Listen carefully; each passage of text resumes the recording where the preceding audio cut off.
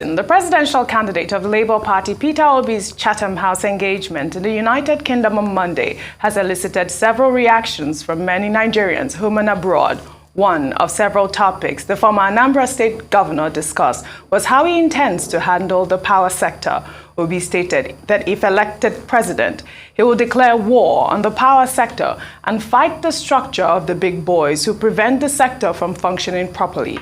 And he'll destroy the structure of criminality that has kept Nigerians in poverty. That is the structure we're trying to destroy. Structure of criminality. That is what I mentioned. That Nigeria is being held captive. That structure is structure that has impoverished Nigeria. We will dismantle it. It will not be there. I assure you of that. We're going to turn around the power sector. Nigeria generates about, today, 56,000 megawatts of electricity for 200 million people. And South Africa, the second biggest in terms of economy in the continent. 5 to 6,000. 5 to 6,000, that's been 5 to 6,000, sorry. And South Africa, the second biggest economy, 60 million people, generates about 40 to 50,000. And South Africa in the past 3 months have declared emergency in power and said anybody can generate up to 100 megawatts without license. So somebody who is 60 million, generating about over 40,000, declared emergency. What do you think somebody with 2 million people generating 5 to 6,000 will do? War. I'm going to declare war on power and I'll solve it. Anybody who stands on the way, so be it. Well, outside the Chatham House, Nigerians in London gathered to meet with the Labour Party presidential candidate, where he promised that his administration, if elected, will create a better environment for diplomatic relations between the Nigerian embassy in the United Kingdom and other missions abroad.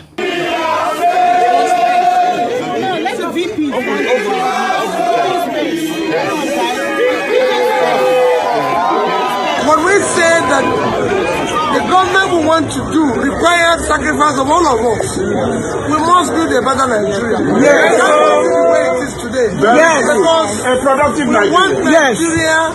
where everyone and each of you will be proud to hold your green passport. Yes. And we are proud that if you have a problem, the Nigerian High Commission and Nigerian embassies will deal with it. Yes.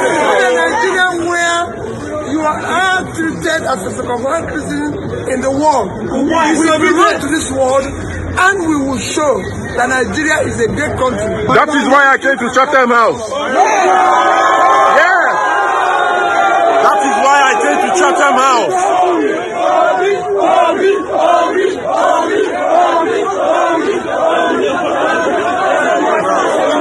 A town hall different from Bellevue, Lulu, and Bulaba.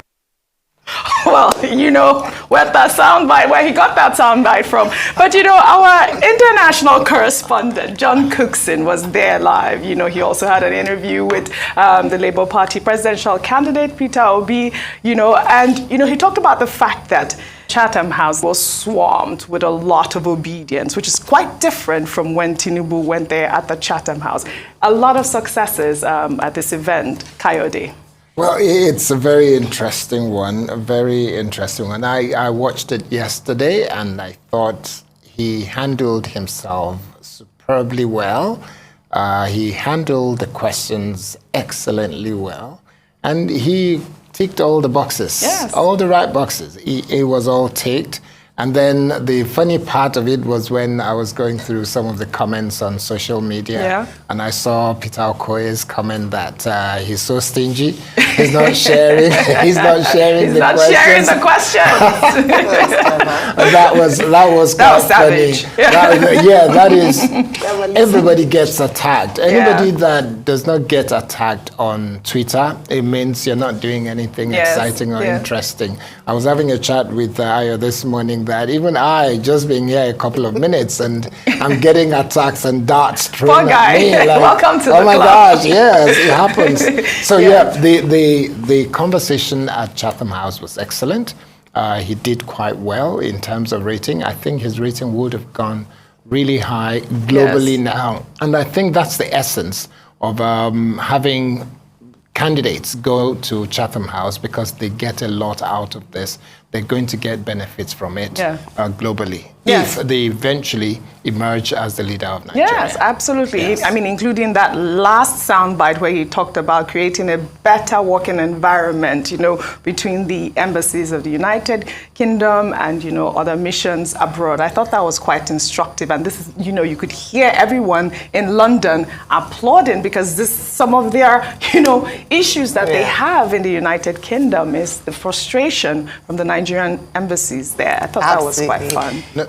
I'm glad he responded to that. You could feel the excitement of the people. You know, people have always wondered that what is the value of our presidential candidates going to, you know, to have conversations like this abroad. You know, Chatham House, you had Asiwaju Bola Ahmed Tinubu go there earlier. On Thursday, the presidential candidate of the NNPP, Alhaji Rabiu Kakwanso, is going to also be there. INEC chair is meant to be there today. And so people have wondered. And I'm glad that we see, just like what Mr. K had said, that investors read the body language of the leaders sometimes, in terms of, okay, is this, do I trust, is this the kind of person that I would like to do business with in terms of attracting foreign investment?